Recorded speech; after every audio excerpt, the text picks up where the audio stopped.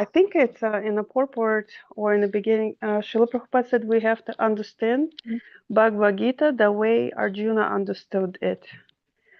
How did Right. Arjuna understood it, and what does that mean? Like, how do we have to understand it? Hare Krishna. Yeah. Prabhupada has in fact said that at many places, right? Yeah, we have to understand Bhagavatam the way Prakshit Maharaj understood. So that's good. And that is as it is. That's what as it is. Understand Krishna is Bhagwan. And when Krishna spoke Bhagavad Gita to Arjun, he was direct there, right there.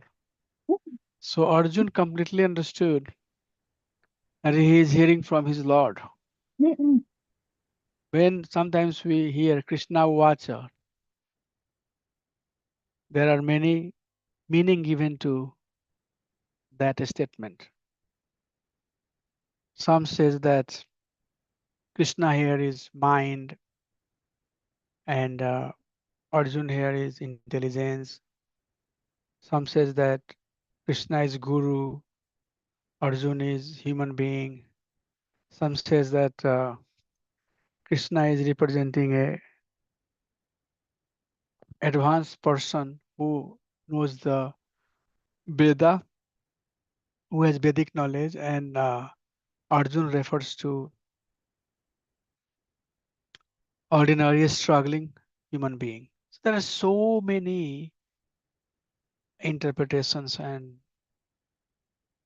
examples, and we at least in Brahmada Gaurya Sampradaya, when he says Krishna Uvacha, we say Sri Bhagavan Uvacha, Supreme Personality of Godhead is now going to talk.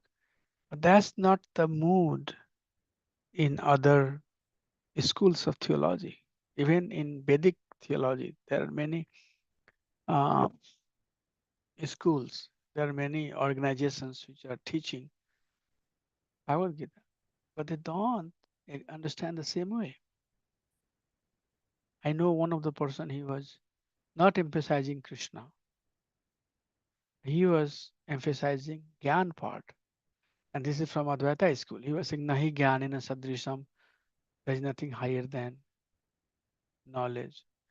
So there are so many concocted understanding of theme or main message that Krishna wants to give to Arjun.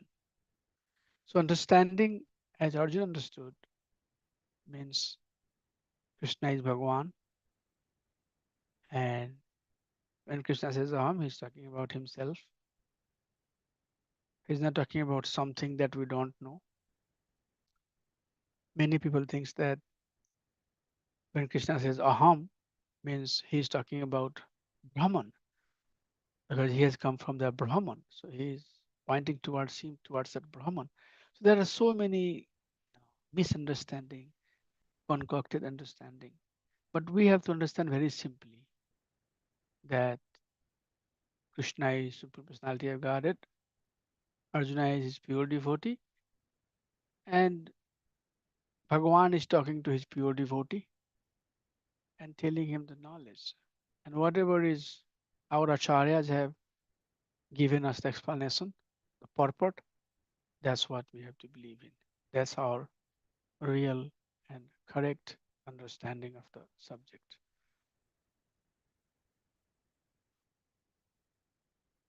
Is that making sense to you, Mataji? Yes, thank you, Prabhu. So that's what we have to do. We have to understand as it is. That's what, the very first thing I did is try to explain that it's not talking about somebody else. Krishna is Swam Bhagavan, and we are hearing from Bhagavan directly, from Krishna directly. Supreme Personality of Godhead, Krishna, is talking to living entity. Thank you, Mataji. So we are going to start chapter 6, and this chapter is Dhyan Yoga. So I would just like to summarize this slide before I get into this chapter. So chapter 6 talks about Stang Yoga, and Ashtanga Yoga is coming after Jnana Yoga. So Jnana Yoga is the subject of chapter 5 and some part of chapter 4, transcendental knowledge. So let's see what is basically the order.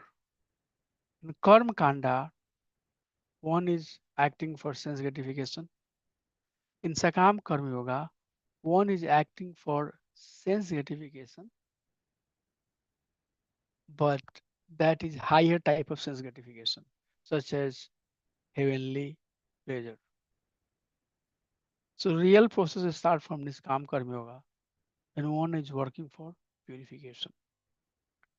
And when one makes sufficient purification, when heart is purified, then they achieve liberation. And that is called Grihastha Sannyas. So Sannyas Grihastha. So Sannyas Grihastha means after purification, this is a very important thing to remember. After sufficient purification, one do not have to engage in the action of prescribed duty of the Varna. Okay. So duty of Varna is basically done, or the purpose of duty of Varna ashram is to bring sufficient purification in the follower. Please remember that sufficient purification. So what is the purpose of Varna and ashram? Sufficient purification.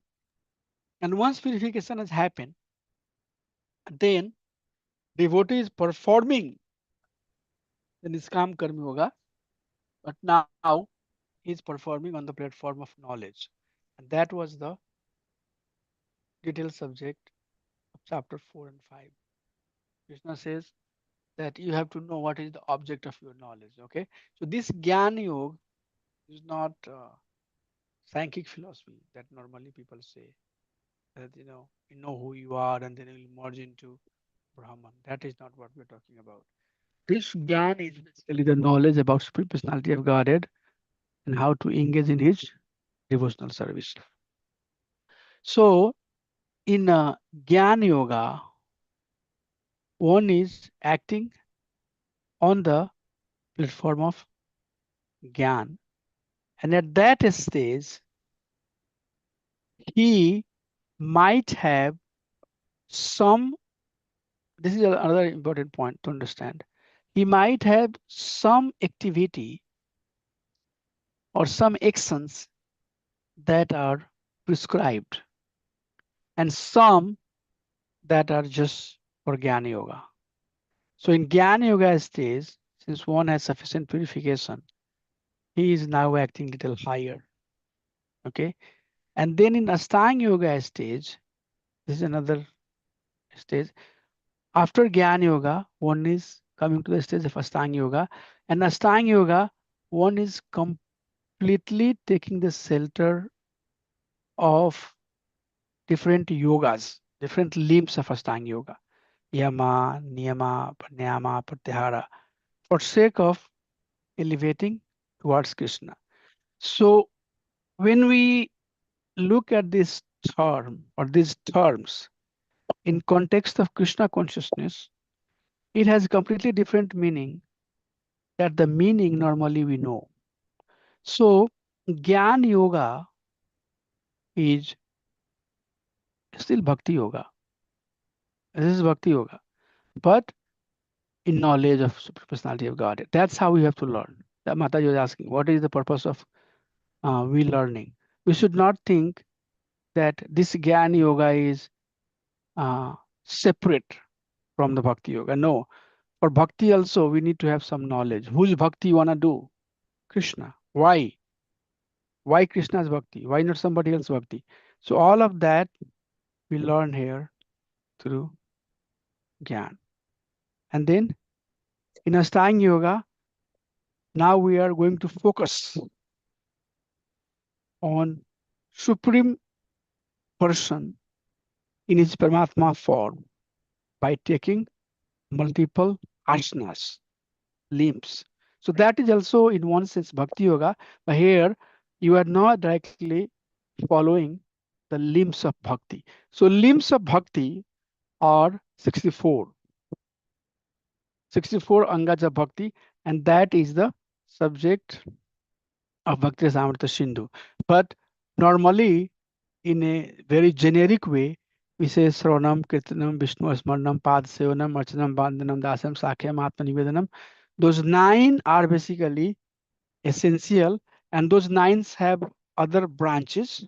It has so nine of those are bigger set, and then under each set there are other subsets, other small sets. So that makes total 64.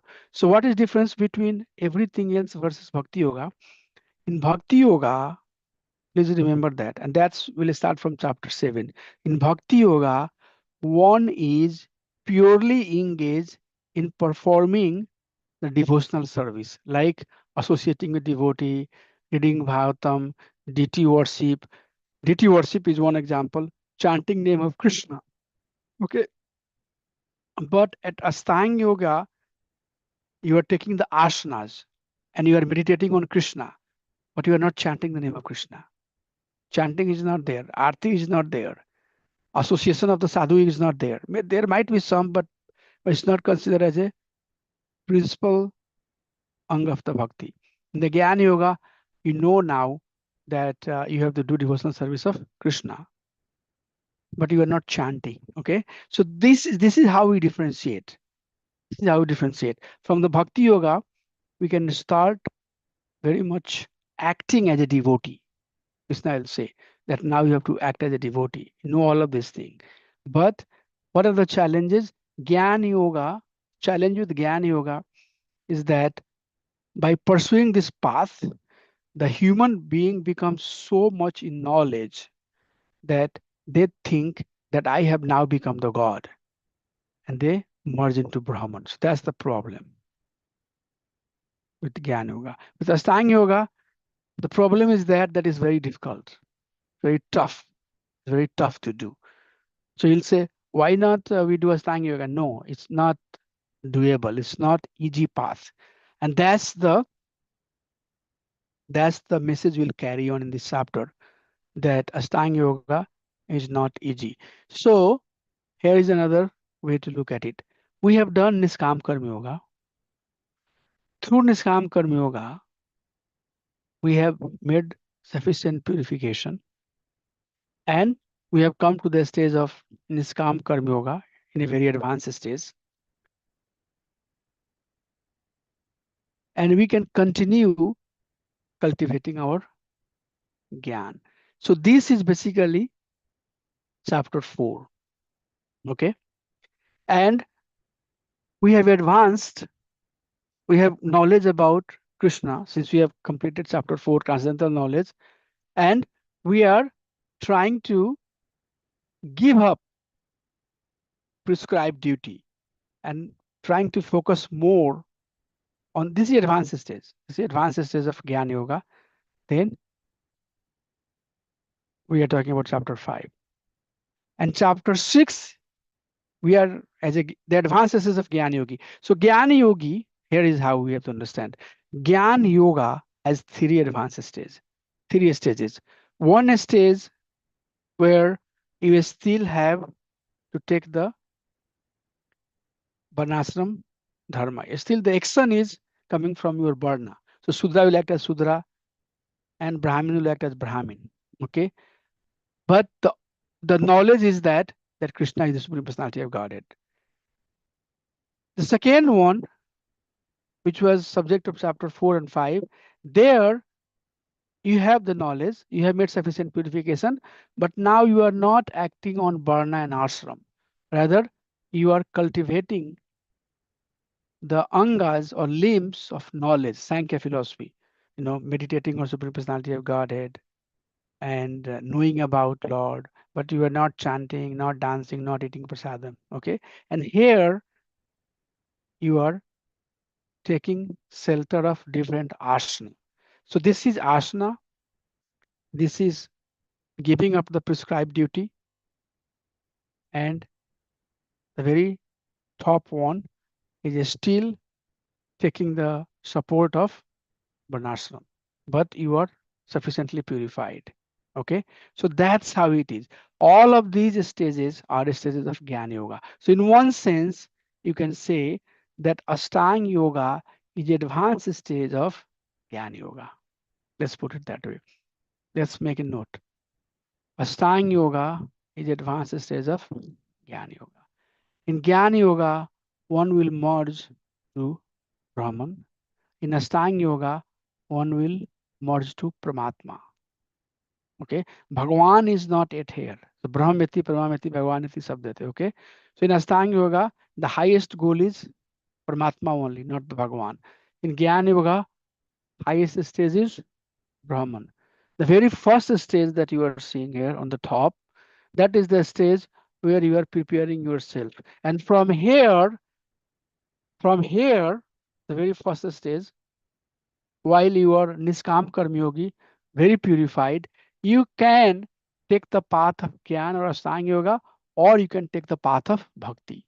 That's another point. So I just want to make sure that you understand two important points to be noted. I said so many things. First, that you have to take Ashtanga Yoga as a advanced stage of Jnana Yoga. That's number one point. Okay, and number 2 point, when you have knowledge about Krishna, from there, you can take the path of Jnana Yoga or Ashtanga Yoga, or you can take the path of Bhakti Yoga. So now we are going to basically see the path which is leading towards Ashtanga Yoga, or what are the details of Ashtanga Yoga. We have taken that path. Previous chapter, chapter 5, we had taken the path of Jnana Yoga. Okay, and chapter 7, from here now, we'll go to Bhakti Yoga. So I would like to give a pause before I get into details of this chapter. This is just the introduction, what we are going to see. And I make sure that is clear to everybody. Anjan Prabhu, is clear to you? Can you please a little bit say whatever I said? Summary, some essential point that I made, Prabhu.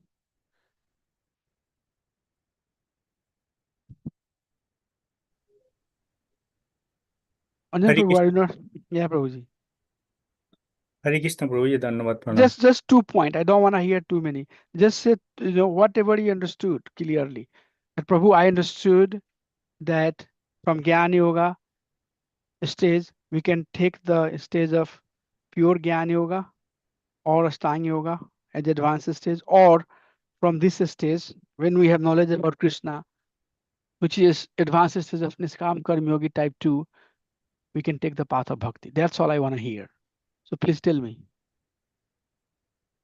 yeah Prabhu so from the Niskam Karma Yoga 1 then 2 and Niskam Karma Yoga 2 if we perform our duty sincerely if we associate with the devotees that will lead to the higher stage of Krishna consciousness.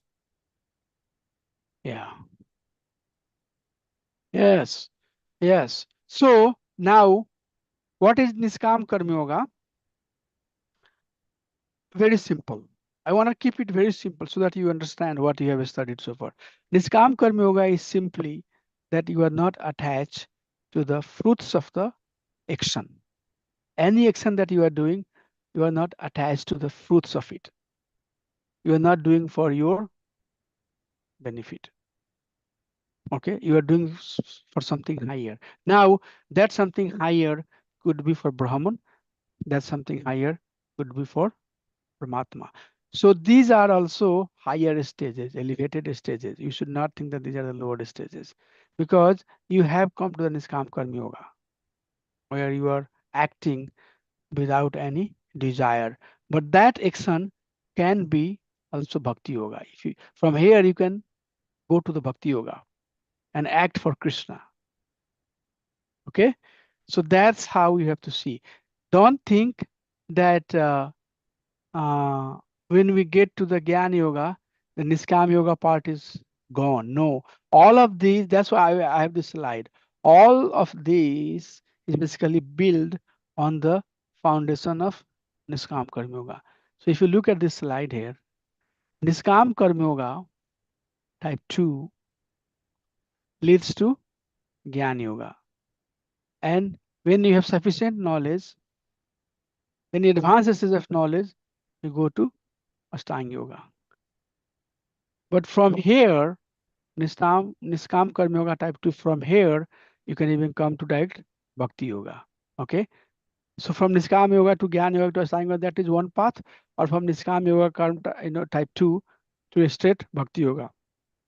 But one thing also that you have to understand very clearly is either you are Gyan Yogi or Ashtanga Yogi or Bhakti Yogi.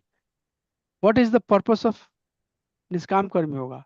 The purpose of Niskam Karma Yoga is to purify. So purity is needed. So even, that's why you will see some of the people who are Jnani, but they look very pure. They talk big thing and we get deluded. Okay, purity is needed. Without being pure, you cannot go to these higher practices. Okay.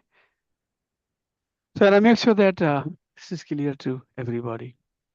Let me pick somebody who can talk about this one. Satya Prabhu, can you explain what did I talk? Anything that you learned from this discussion that I had so far? Yes, Prabhuji. I think you talked today, summarized the previous chapter. So from the Karma Kanda to Sakam to Niskam to Gyan, Ashtanga and the Bhakti. So, Stop talking. sorry. Okay. So Niskam Karma Yoga, that's where, that is the right stage first as a kind of human we should be coming and looking for. First stage where we should get into that. Where we should be doing all our prescribed duty without any attachment. Attachment should be there, but to satisfy the Lord, not the self-satisfaction or sense gratification. From there are three paths that get kind of routed to. The first path is again further purification on the Gyan Yoga, and then from Gyan Yoga, again there is a Bhakti Yoga that's keep getting into purification, and that's where the destination should be prema, pure love of the Lord. That's where the bhakti or devotional service we should be. And you also mentioned about the destination. That destination is Sachidananda, not the just Sach or Anand or just Sach or Ichit. That's a bhakti yoga. But another path is regarding Jnana Yoga, where the destination is just such a kind of um, illusionary or kind of, impersonal form of the Lord. Then the other path is Ashtanga Yoga, which is very tough, very, very tough, at least in the Kali Yuga.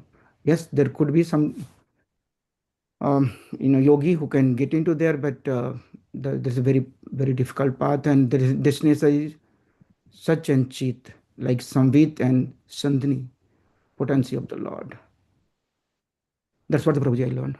Yeah. So Prabhu, one thing also, or next thing, there are two terms, Karm Sannyas or Gyan Sannyas. Can everybody say wherever you are?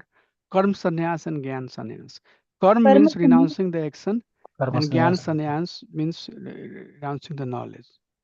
Okay. So you can see that in order for one to come to the stage of pure bhakti, both sannyas have to be taken. Karm sannyas, how you take it? By acting as a niskam karma yogi. Remember that I'm giving you the essential gold learning.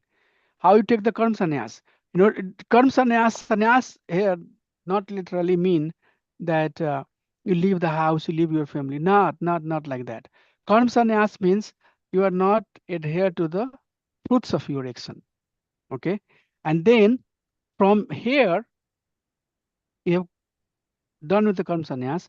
Now you are taking the shelter of Gyan. So Gyan Yoga is very beginning stage of that, and Ashtanga Yoga is advanced stage of it. But in both of these stages, you have taken shelter of Gyan Yoga. So you haven't taken the Gyan sannyas yet. You haven't renounced the Gyan. Okay. So Karma sannyas has happened. Remember, but you are taking shelter of Gyan. But in Bhakti, Gyan Karma Anavritam. Okay.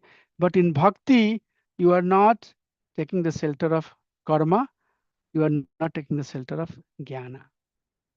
And we'll talk about the concept. But since I'm here, I just wanted to give you. So how to understand this path? You have to understand that Bhakti, although you can take from sufficient purification, but Bhakti is not the logical step. It's not that 1, 2, 3, 4, and then 5. It's not like that. 1, 2, 3, 4, 5, 6, 7. It's not like that. That at seventh stage I have Bhakti Yoga. No. 1, 2, 3, 4. At the fourth stage, when you have sufficient purification, you can go to seventh stage. You don't have to go to fifth or sixth stage. But fifth and sixth stage are a stage that is depending on knowledge, Gyan Yoga. But in order for you to come to the seventh stage, you should be ready to take the karma sannyas and take the Gyan sannyas. That's why Bhakti Yogi, although appears very ordinary, but they are very advanced. The full performer of pure devotion is very advanced. Why? Because they have already taken the karma sannyas. How you take the karma sannyas? By renouncing the fruits of all the action. And how you taking the Gyan sannyas? By not I can't reach the aiming movement right now. oneself for Brahman or Paramatma. Okay. So I want to make sure that up to this far, everything is clear. Then you Prabhuji, can I don't yeah. understand what Gyan sannyas is. So karma sannyas is when you leave the fruit of your When you are action to acting, Krishna. right, right. And But Gyan then what sannyas is also the same thing, that uh, you are not acting, you are not inquiring the knowledge that we are getting. We are not getting the knowledge to become Bhagwan. mm, mm, That's the Gyan sannyas. The purpose of Gyan is the purpose that the knowledge that we are getting. The purpose of that knowledge is to serve Krishna. The purpose of mm, that knowledge is to know Krishna, that there is Bhagwan, He is Supreme Personality of Godhead, right? That okay. is the purpose. The purpose is not that we become Bhagwan, or Mm, we have memorized so much verses, we know left and right, you can give me a little bit of the ash, I can change into the gold, and I have so much power, I have become Bhagwan. That is, if we have done that, then that's mystic Ashtanga Yoga. We are taking the shelter of Jnana Yoga, and we are associating ourselves with that yoga. But that's why na dhanam na janam na sundarim kavita va jagdish kamyam. Bhakti is very advanced stage. Bhakti is, my dear Lord, I don't want anything else. I'm here only to serve you. So Bhakti Yoga is a very, very matured, very, very advanced stage. So what is the meaning of taking Jnana Yoga? Jnana Sannyas means we are not endeavoring for knowledge to fructify or to support our sense gratification or senses. We are not using the knowledge to become the God, or hey, everybody should worship. I'm living a very clean life, pure life, and then all I'm doing because I want to be known as very clean and pure man, so that the ordinary person can come and bow down. That is not the purpose. The purpose is that doesn't matter. Gopi Bharta Padkam Layor Das Das Anudasa. Doesn't matter who am I, whatever position I have, I'm trying to serve Krishna. Some is serving with less purity, some is serving with more purity, but we are serving Krishna. Is it clear, Mataji? yes, Prabhuji. I Completely had a different objective. Completely different objective. I had And a yeah, sorry follow-up question. yeah, So it looks like Gyan Sannyas means we don't we don't need to learn anything besides Bhagavad Gita and the Bhagavatam, right? Gyan Because sannyas means basically we need to learn everything for sure, but we have to know the utility of it. What is the okay, principle of it? What is the essence of it? What is the essence? Why I'm learning? Sometimes we may get caught up into learning, not knowing the purpose of it. So that's what I wanted to also talk that there is a process and there is a purpose. Hmm. Okay, so sometimes we might get caught into the process. Like for example, Krishna's gigantic form. There are people who think that that two-arm form is a simple form of Krishna, but Krishna's divinity is depicted when he is in his Vishwarupa, and they believe more in the Vishwarupa than his two-arm form. But the purpose of knowing Krishna's Virat Roop is to understand his two-arm form, Bhagwan Syam Sundar form. Krishna has his gigantic form. Krishna has his Vishnu Rupa. Krishna has his all types of different forms and personalities. He comes as Barah, he comes as Matasya, he comes as Narsimha, he comes as Kurma. But purpose of all of that is to understand Krishna's Shyam Sundar form, that he is a devotee. He's Bhagwan, he's a person with flute in his hand with Srimati Radharani. So that's the purpose. Okay. The complexity of knowing certain thing is not to be the knower, but the essence of knowing things are to come to that conclusion that Krishna's holy name is none different than Krishna, and chant name of Krishna. That's the purpose. The process is maybe we have to study Srimad Bhagavatam, big verses, big sloka, difficulties, mental stress and all of that. But the purpose is that we have to come to Hare Krishna Mahamantra. And one may get, it might appear very devotional, living into secluded place. I know many people, they say that I want to live in the forest, I don't want to live into the temple. If I live into the temple, it's very comfortable life. I want to rather, they feel that they are doing more bhakti, being into the forest and sacrificing everything and meditating on Krishna, right? But in fact, the person who always remember Krishna never forgets Krishna. Doesn't matter where they stay, they are better. So you see the process and purpose. Sometimes we might get lost into the process, and that is another challenge with the Jnana Yoga, that we get caught into the process, or Ashtanga Yoga. We get caught into the process, and it appears more bhakti. Hare Krishna, what is the benefit? What really is chanting the Hare Krishna Mahamantra? Just you get into air conditioned room, get on your nice chair, sit down, and then Hare Krishna, Krishna Krishna, Hare Ram, Ram Ram, Hare Hare. I mean, what is in there? Rather, people feel more advanced, more dedicated, more serious for Krishna if they fast, go to the places and just meditate, and then everybody says. So we have to understand that's the difference I'm trying to basically depict here. That process is for sure there, but the process has a purpose, and Bhakti Yoga is the purpose of all of these processes, which might appear very simplified, but in one sense, that simplification is very advanced stage. The application of that process that we know is to come to the stage of its purpose, which is Bhakti Yoga. Very, very important. I can keep on mumbling, jumbling through all the slides, but this is the essential learning from this chapter, that we have to focus more on process than purpose. Now, I'm not saying that we also as a devotee study so many scriptures, okay?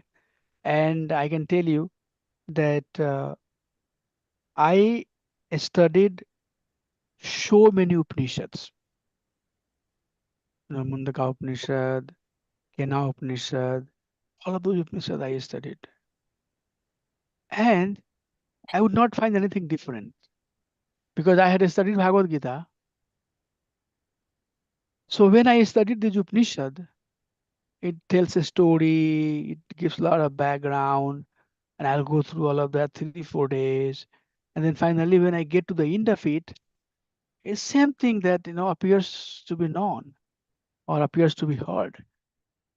Then as I was going through all of this process, it came to my mind that, oh, that's why Bhagavad Gita is Gita Upanishad. Means it has all the essential teaching that is presented or that is present in all other Upanishad. The essence of all other Upanishads are Bhagavad Gita. So you know what I did?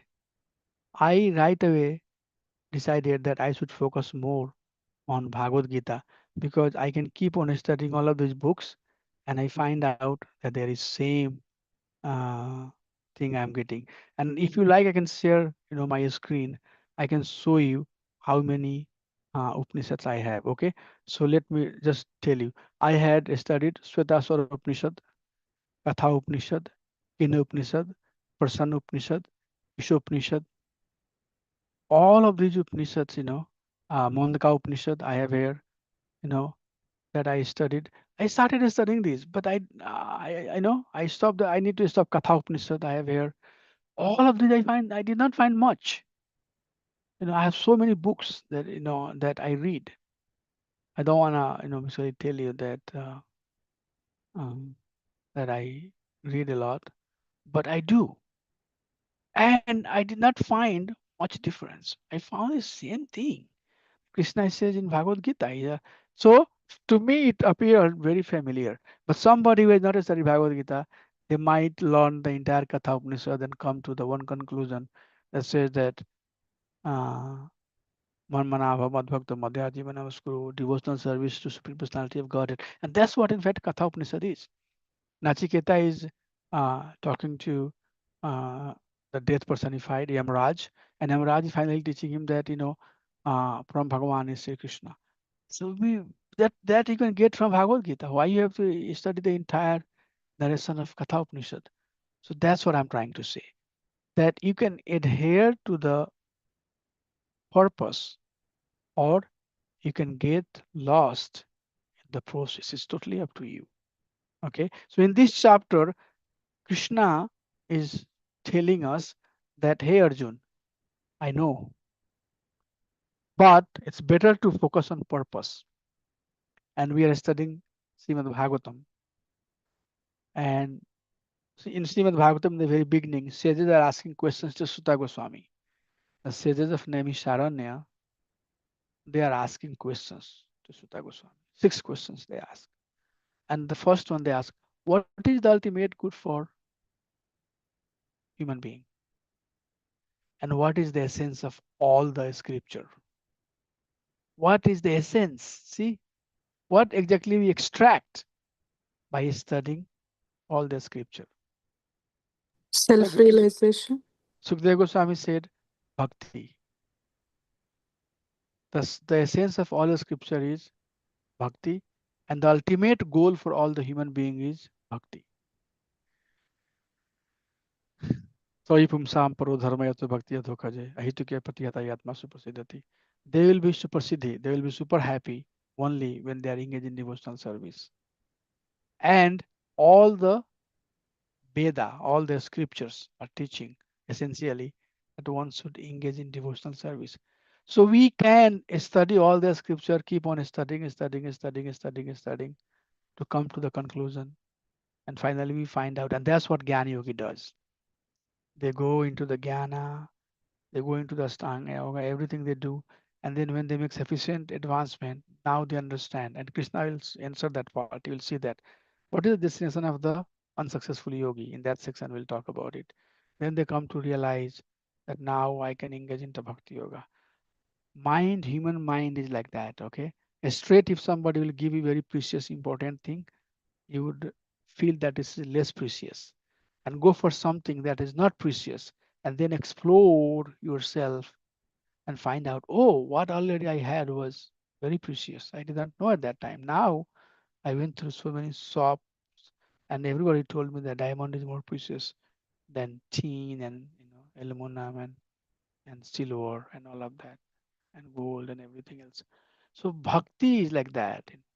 If you can very quickly take it, you are very advanced. If you're not, then go ahead and keep on exploring the different paths. Okay. So purpose is more important than process. We don't have to get lost in the process. Rather, we have to know the purpose. Is it clear so far? Before I begin the chapter. I had a question, Prabhuji. Yeah. So, from the Gyan Yoga, Niskam Yoga to Gyan Yoga to Bhakti Yoga. So, in Bhakti Yoga, we have 9, I mean, there are 64 anga of the Bhakti, but I was thinking through at least 9 first anga that or stages that Srila Rupa Goswami mentioned about. What stage from these stages when we land into Bhakti Yoga we are in? I'm not sure if I put the question right correctly or not. Yeah, no, I got it. So here's the thing. That's very good point. So although, and we'll talk, on this subject, this is not a chronological order. It's not a logical order that from Karm Kandi you go to Sakam Karma Yogi, from go to Niskam Karma Yogi, from go to Niskam Karma Yoga type 2, from Gyan Yoga, Stang Yoga, then you go to Bhakti Yoga. No. It's not like that. Okay? No. Bhakti Yoga, which is our 7th step here, is the goal now. All of us know that Bhakti Yoga is the goal. And at that stage, you can come from AY, GY, or Niskam Karma Yoga type 1 or from anywhere you can come here. From anywhere you can come here. And who will bring you there? That's what we studied. Mahat Seva and Sadhu Sangha. So Bhaktya Sanjayate Bhakti. Okay. You cannot come to stage number 7, Bhakti Yoga, without the touch of a pure devotee. Bhakti Yoga you could never get unless and until a devotee who is carrier of devotion injects devotion in him. So none of these are prerequisite for Bhakti Yogi. Somebody might be in a Karma Kandi stage, gross stage, sense gratifier, and you will see people, smoking, drinking, meat eating. And then suddenly a devotee, meets on Delmar loop and says that, hey, it seems to be very nice. That person comes and helps a devotee. Devotee becomes very happy and says that, can I hug you? Thank you so much. Very nice meeting with you. Done. Hug of a devotee. When you touch the body of a devotee, if the devotee, you touch their body, in bhakti is injected. That person is now slowly and slowly transformed.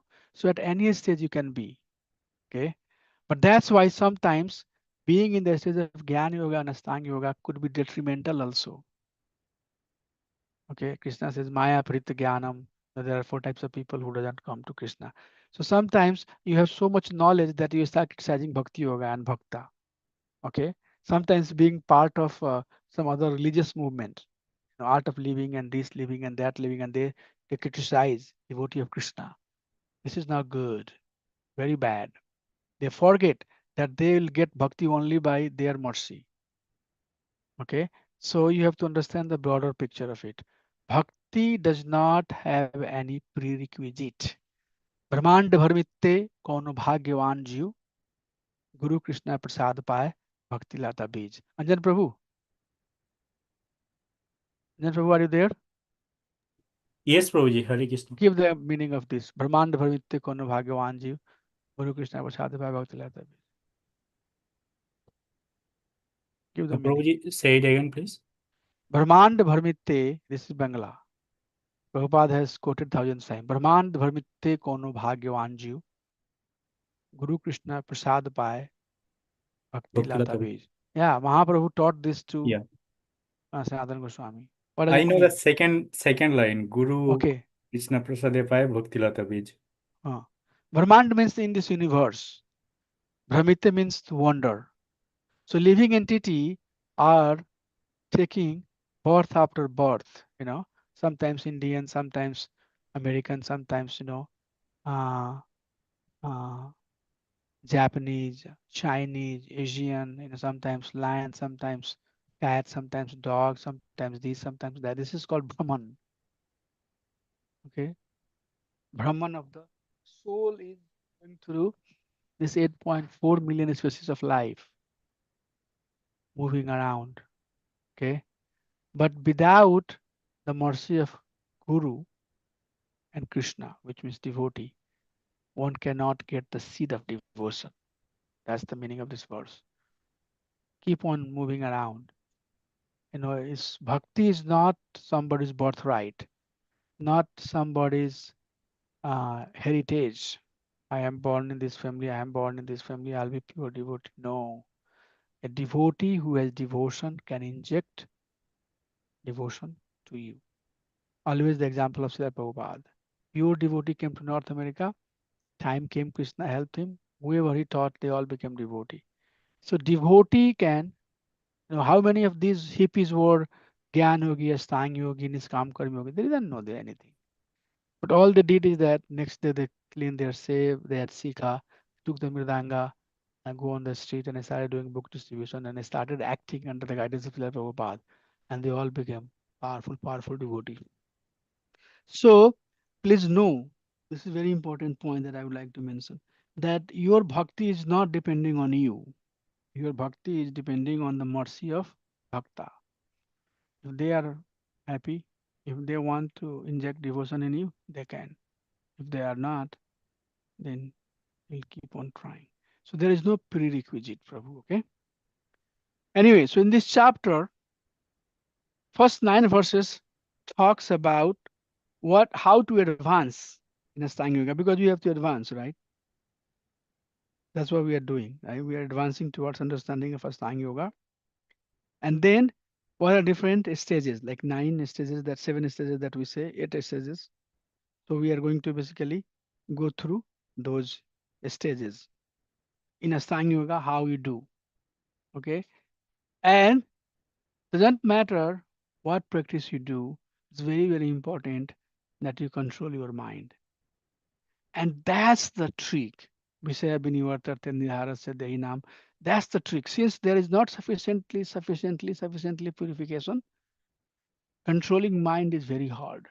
So they will go to the secluded places, they'll be chanting name of Krishna, but they would be, meditating on the Krishna. They're not chanting. They're Astang Yogi. Their eyebrows, everything is focused, but they cannot focus.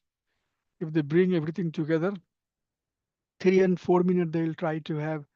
Let's focus on the form of Krishna. Which form? Radha Sam Sundar or Radha Madhav, Radha Giridhari, Radha Govind? Which form? Their mind is okay. I decided that I'll focus on um, Radha Madhav form, my favorite deity. Okay. Oh, I'm here in the forest doing meditation. I don't know how is my wife. It's been 10 days since I left. I don't know if she has paid the mortgage of the house or not. I'm not sure even she is going to shopping store or buying the food items or not. So I'm disturbed, right? Because I don't have control. There's not sufficient purification. Okay. So we fail. We fail. Then Arjun is asking, wow, so we fail. Yes. Then what will happen? What is our destination if we fail? Krishna says, that I'll give you the chance since you have done some devotional service for me. But oh Arjun, let me tell you, Bhakti Yoga is the topmost process. That's how chapter 6 ends. And then we get into the next chapter. So after this chapter, I'll give you the summary of all 6 chapters and you'll have exams also. So however many days I take for this chapter, that many days you have. So please think about your exam. Make sure all the homework is done. make sure that you are ready to give the exam for first part of our study. Okay, so let's get into the discussion. Anything anybody has before we get into technical understanding of things? Should be very clear. Okay, I tried my best. I think I gave more than I should have. I brought multiple examples, cited multiple, citations to make it clear to you. Okay. Yes, Lakshmi Mataji, please go ahead. Prabhuji, will they be happy in Ashtanga Yoga? If Bhakti Yoga No, is that's what easy. no, you'll be not happy. Yeah. So Sat Chit Ananda, living entity are not going to be completely happy until they realize their Sat Chit Anand three potency. Shandhni, Shamvit, and Hladni. Unless and until these are the three potencies, Krishna's potency, that makes us completely happy. So by perfecting ourselves in Ashtanga Yoga, we only realize Sat and Chit potency. Still, Anand potency is missing. That is why you are not fully happy. Okay, Mataji, but good question. Then why people will go for that Ashtanga Yoga No, when Bhakti Yoga is Krishna would this? not say that one should go. And that's why we are here to study, that you should not go. I should not go. People who have not studied, let them go. And there is Oh, somebody who is asking them to go, they will go. They will oh, go. But you, Mataji, should not. I should not. And Vishnu Priya Mataji said, what is the understanding that we should understand Bhagavad Gita as Arjuna understand? That's the purpose. That's the purpose. That now we're not going to do Ashtanga Yoga. That's what Krishna is teaching to Arjun. That's what Arjuna understood. That I don't have to go to the path of Ashtanga Yoga. Krishna will say that in my opinion, the best yogi, these are yogi, Ashtanga Yoga is a yogi, Jnana Yogi is the yogi. The best yogi is the one who is with their full intelligence and mind, with their full control, they are meditating on me. That is the real yogi. So yes, we don't have to go to that path. At least as a bhakti yoga, we don't. yes, Unless and Prabhu. until you have faith in some other yoga. And That's why? good. We'll talk about it. That's what this chapter is going to say. That why this chapter is given to us so that we don't go this route. I was one day out with one of my friends. He said, I am paid today to not work. He said, I am paid today to not work. So it's like that. We are going through, we are studying this to not do this. Is that clear? So Yes, Krishna Prabhu. starts this chapter. Since in previous chapter, he spoke all about Niskam Karma Yoga. You come to at least, it's mandate that you come to this Niskam Karma Yoga. It's very, very important that we should not be attaching ourselves with the action that we are part of. So once that part is done, then he says, Anasritah karma phalam. See the first line. Too much emphasis is given because now we have to be karma sannyas, free from the fruits of. And karma sannyas does not mean that we are not doing action. We don't work. We don't have job. No, no, no. Karma sannyas means that we are not attached to the results of our action. Giving donations to Krishna, Krishna's temple, doing charity work, organizing Rath Yatra, putting all the money as much as you can. Those are the things we have to do to show we are not attached. Okay. So anasrita karma phalam, very clear, very simple. That be detached from the fruits of your work, karma phala. And karyam karma karotiya. But continue doing your work. Can you understand this concept? This is the teaching of Bhagavad Gita. Logically, normally, people would not understand that. They say, many people say, my life was changed by reading this type of contradictory statement. What is the meaning of karyam karma karotiya? I have to still act. Okay, I'm acting means I'm acting. Then where this Nasrita Phalam Tyagam is coming? How it's possible? Krishna says, if you can do that, if you are acting, but action, inaction, inaction, inaction, then sasannyasi sa yogi cha na niragnir na chakriya. He says that that person is not the yogi, and that person who is not engaging in doing services. Not chakri, chakri means really, karmchari, chakri means to act for somebody. Chakri means servant, really, in one sense, if I say. So, not chakri means you have not served somebody. That's what it real meaning is. Okay. And na nir agnir means you have not lamped the fire. Nir agnir, without agnir. Nir agnir, without agnir. You have not lamped the fire, or you have not act. These two, lamping the fire, deity worship in the temple, and acting in devotional service. Says Krishna says that what type of I don't sannyasa do not mean that you don't lamp me or you do not act for me. You do that, but you do as a duty.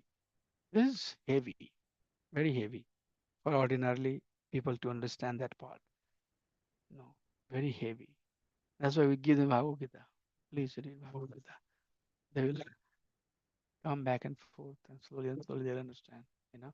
And if you are doing this, but still you are not attached to it, so sannyasi sa yogi cha, Krishna says, that sannyasi is the real yogi. Who is that real yogi? The very first verse. Bhakti yogi, if we are doing the pure bhakti, the bhakta yogi has this quality. Okay. So this very first verse, Krishna Vacha, Bhagavan Vacha, extremely, extremely powerful. How it's possible in the world, anasrita karma phalam, karyam karma karoti, how it's possible. Keep on doing the work. Well, I'm doing, I'm doing the work. He says, but you don't have to get attached to the fruits of it. And if you are doing that, then you are real yogi. What is the yoga where you have not offered a lamp? Means you have not done any sacrifice or you have not acted. That's why when we ask devotee to act in devotional service, Srutavya Krititavyasya, Krishna says, hearing and acting, serving me. In devotional service is very, very important. In bhakti, it's very, very important that we act. We act, we take action. This is not action for somebody else. This is action you are doing for Krishna, not Chakriya. Chakriya literally means servant. Literally, Chakri. Chakri means the one who is serving somebody. Husband, serving wife, wife is serving husband. So that's what Krishna says. That for real yogi, you have to sacrifice the fruits of your work. Why? Because yoga and sannyasa are same. Yam sannyasa miti prahu, yogam tam vidi pandavo. Pandava here means Arjun. It refers to Arjun. Oh Arjun, whatever is known as sannyasa, that is also same as yoga. Nahi आसनस्य अस्त संकल्पो yogi bhati kashchana. One who has not given up desire in his action is never a yogi. Okay. So sannyas and yogi, what is the condition for that? Asrita. So you have to, these two verses are connected. Okay. In order for you to be real sannyas or real yogi, you have to be detached. Okay. Means you have to give up the desires of your action. I haven't seen Krishna. One cannot be yogi unless and until one is anasrita, free from the desire of direction. And then he says there are two types of Ashtanga yoga. So this is very important, very, very important, extremely important. I would like you to remember. He says that the first one is yoga aruraksha and second one is yoga arudha. Okay. And yoga aruraksha, everything has beginning stage, right? So yoga aruraksha means this person has just come out of some degree of purification, but he still has some attachment.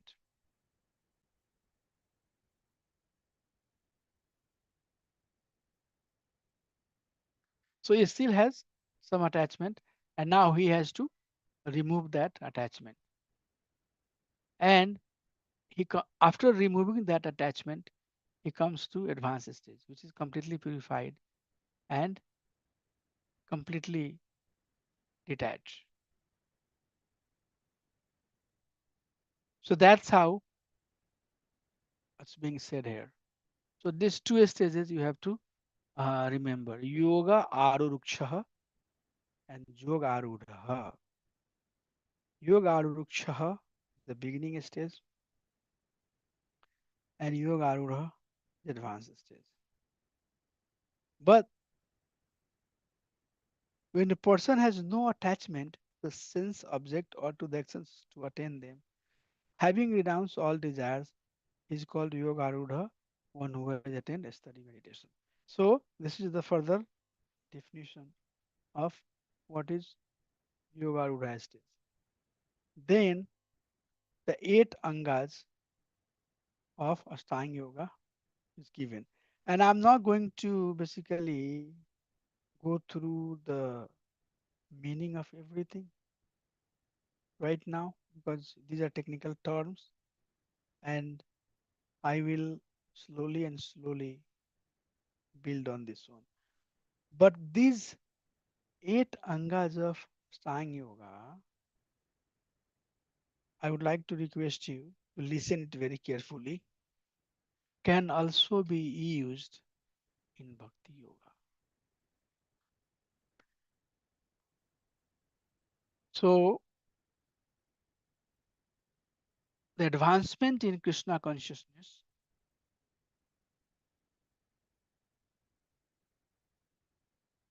can also be achieved by following these steps. The very first step is yama, and second is niyama. Yama, niyama, niyama, niyama. You know that, right? Yama means don't do, and niyama means do. So, what are the things that we don't do? Can somebody tell? Person who got the initiation, can you tell what are the vow that you took? No meat eating, no intoxication, no illicit sex, and no gambling left. Yes. So that's yama, right? Can somebody else say yes or no?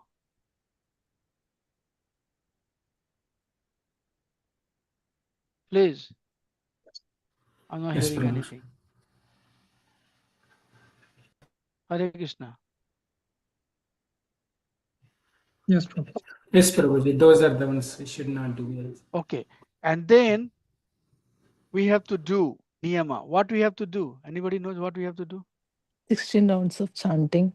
Huh? 16 rounds of chanting every day. Yeah, 16 rounds of chanting, getting up in the morning, reading Bhagavatam. So that's what it is. Yama niyama has to be there. So it's not something very foreign or something that we cannot connect. These are being used in bhakti also. And then asana means taking a certain posture where air is moving through your body without creating any disturbance, without creating any distraction. Distraction comes through the movement of air. If air has to, if air has disturbance in moving through our body, then it's very difficult to focus on a particular uh, game, particular goal that term I'm looking at. For example, chanting Hare Krishna Mahamantra, it says that you have to listen the name of Krishna. And if you sleep, Hare Krishna, Hare Krishna, Krishna Hare Hare, Ram Hare Ram. It is not possible, you are sleeping. Hare Krishna, Hare Krishna. So asana is needed, we sit down nicely, we go take bath. After bath, we put tilak chandan, nicely sit down, take the japa bag, and then do Guru Pranams. Namo Vishnu Padaya Krishna Vastaya Bhutale Srimate, your Guru Maharaj, in my case, Radhanath Swami Maharaj iti namne. Namo Vishnu Padaya Krishna Vastaya Bhutale Srimate Bhakti Vedanta Swami iti namne. Namaste Saraswate Devi Gaurvani Pracharine Nirvishesha Sunnavadi Prasada Satarine. Jai Sri Krishna Chaitanya Prabhu Nityananda Sri Advaita Gadadhar Srivasadi Gaur Bhakti Vinda. Always Panchatattva mantra. Then Hare Krishna, Krishna Krishna, Hare Hare, Hare Ram. Need some particular special posture. Otherwise, you cannot focus. And with that, there is proper circulation of the air, right? And with that, we keep on doing. Then a stage comes when we have sufficient purification. So, sadhu sangha, bhajan kriya, anartha nivriti, right? So, Shraddha Sadhu Sangha Bhajan Kriya Anartha Nivriti. This Pratyahara is a stage where Anartha Nivriti has happened. This is the stage. This is called the beginning stage in the Bhakti. This four stage, and most of us will leave this body in this four stage. Shraddha, Sadhu Sangha, Bhajan Kriya, Anartha Nivriti. So, up to Pratyahara stage, what is the purpose of Pratyahara? Where one's senses are fully controlled. That's the purpose. So senses are not being affected by the object of senses. Okay. And then if that happens, then dharana stage comes when our mind is fixed. When the mind is fixed, then we can have the meditation. And when meditation is there, we can completely absorb in science of Krishna consciousness. So yama, niyama, asana, pranayama, pratyahara, dharana, dhyana, and samadhi. This is given. I would like you to go through that. Out of this, up to Pratyahara, which is Nartha Nivriti, is beginning stage, and after that, those three are the higher stage. Okay.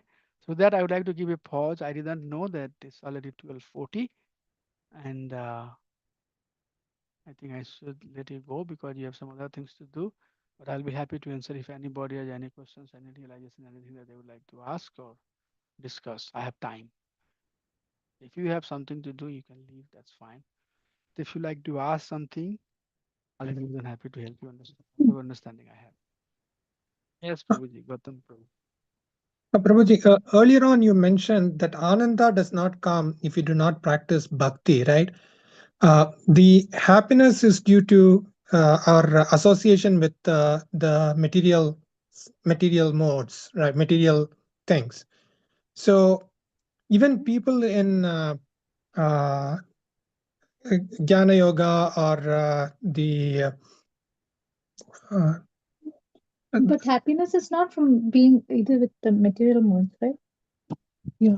So, I mean, happiness, I'm not saying that there is no happiness, Prabhu. Happiness is even if you eat rasgulla, you feel happy, right? Yes. But your happiness is only up to the point you eat the rasgulla. Yes. Once, or if you eat too much rasgulla because your tongue wants to eat rasgulla, but then you have diabetes, and then sugar is going to now go up. Yeah. And then No. since you ate rasgulla, you will have some dysentery and other issues. So this type of happiness is there, okay? But the nature of the happiness is like that. There is no eternal happiness. The eternal No. happiness. Yeah, no. I meant, those who merged into Brahma Jyoti, they have Yeah, there is also. some happiness too. Yeah. No, I didn't say that there is no happiness. I Oh. said that real happiness, perfect. So there is zero, there is one, right? Uh-huh. And there is infinite many number between 0 to 1. Mhm. So all of this process gives some degree of happiness that is between somewhere 0. 5, 0.6, Some degree of happiness is there, some degree of, for example, anywhere out of this material world, Bhumandala, if you go to heavenly planet, you live longer.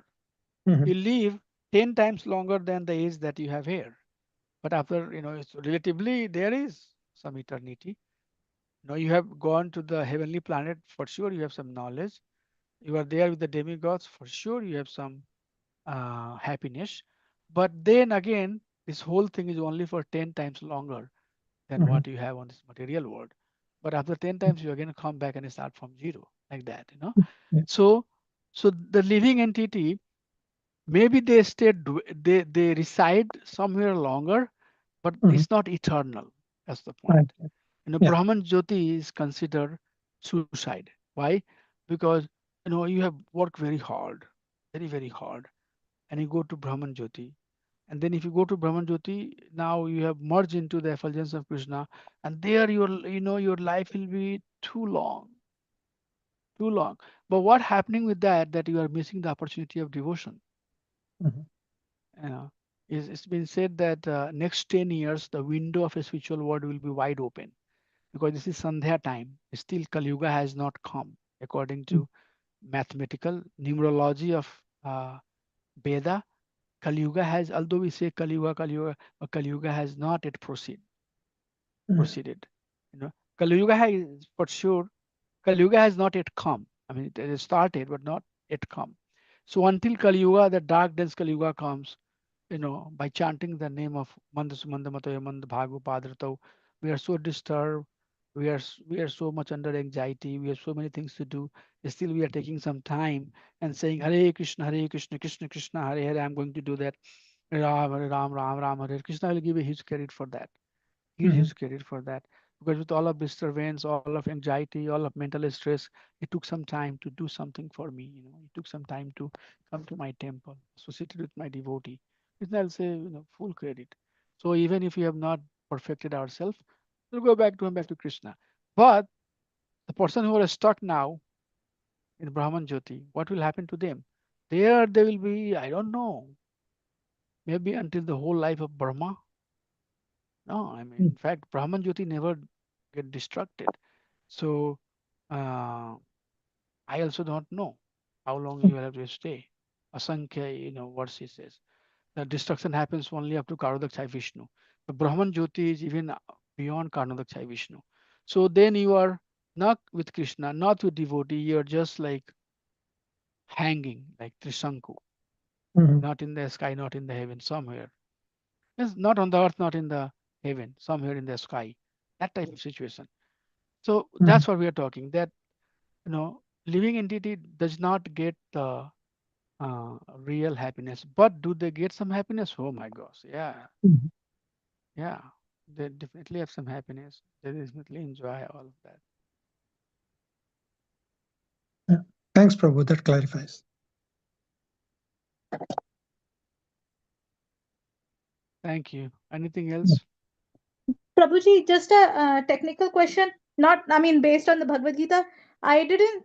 We have finished the chapter 5 homework, but I was not able to see that there was a way to put submit that. Am I wrong? Mataji, is she here? Oh, she might be doing Yes, art. yes, Prabhuji, I'm here. Yeah, I have to put a fifth chapter link. I will today. I will upload Mataji fifth chapter so that you can upload your homework. Okay, Mataji. Thank you so much. Thank you. We get any feedback on the homework, Prabhuji? Yeah, you'll get the score. Okay. Mataji will work on it. I mean, I'm very busy, but I'll work with Bimla Mataji. She will correct all the. She will look at the homework and she will give you the input.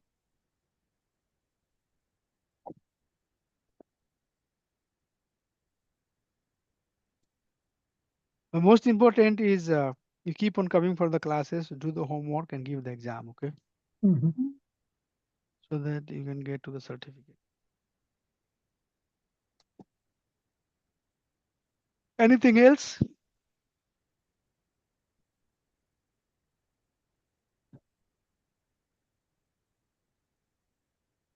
Surinder Prabhu, any tough question? Where are you?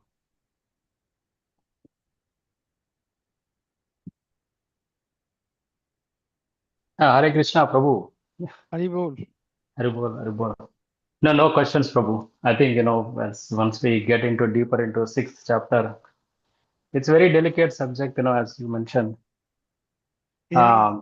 There is a lot Very of good. confusion, lot of Yeah, confusions, yeah, it get a lot of confusion. It will be a lot. especially on the sixth chapter, because there is a lot of other spiritual practices, they will take some gist of it and just, they will define the whole course or process, and that keeps people in delusion, not to know where exactly to go.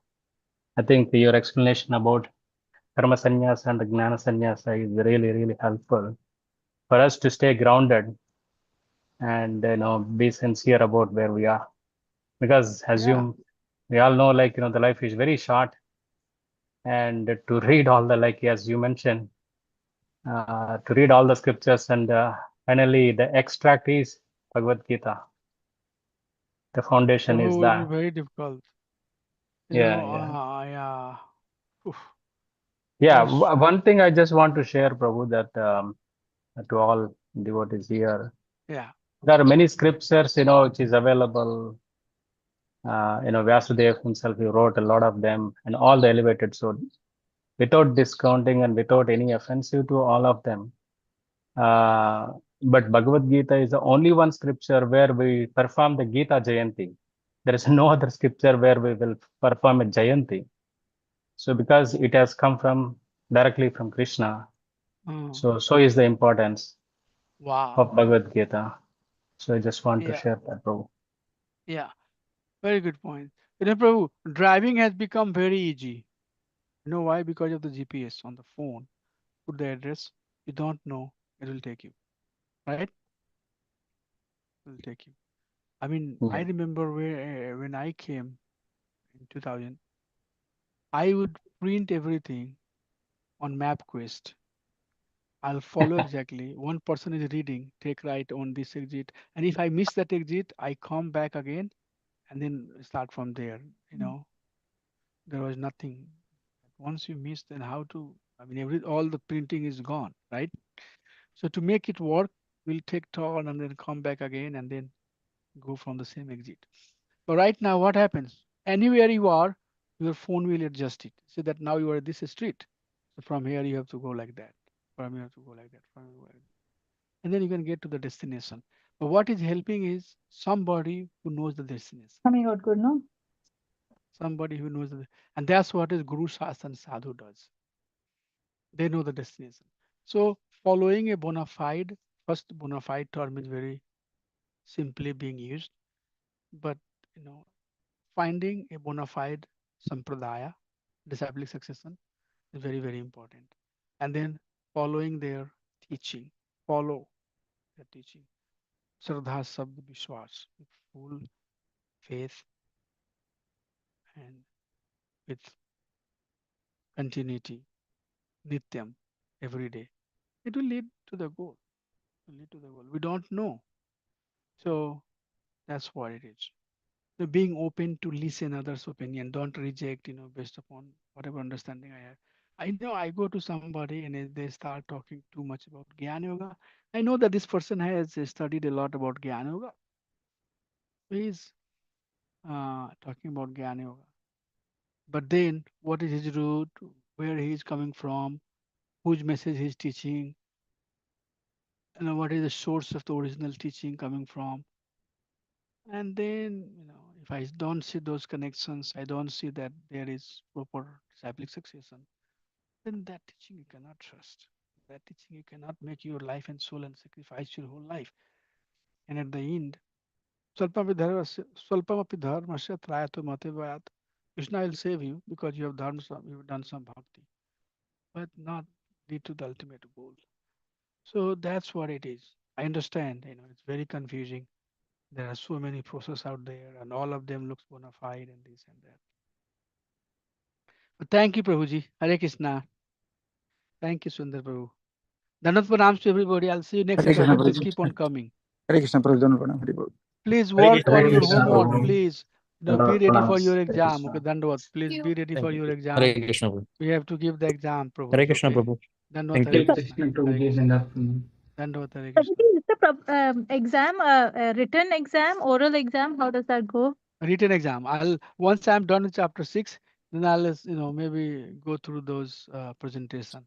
I'll show Okay. you how many questions you'll have, what type of questions you'll have, and it's everything coming from your homework. So if you do the homework, exactly same thing. Okay, Prabhuji. Dandavad Hare Krishna. Hare Krishna.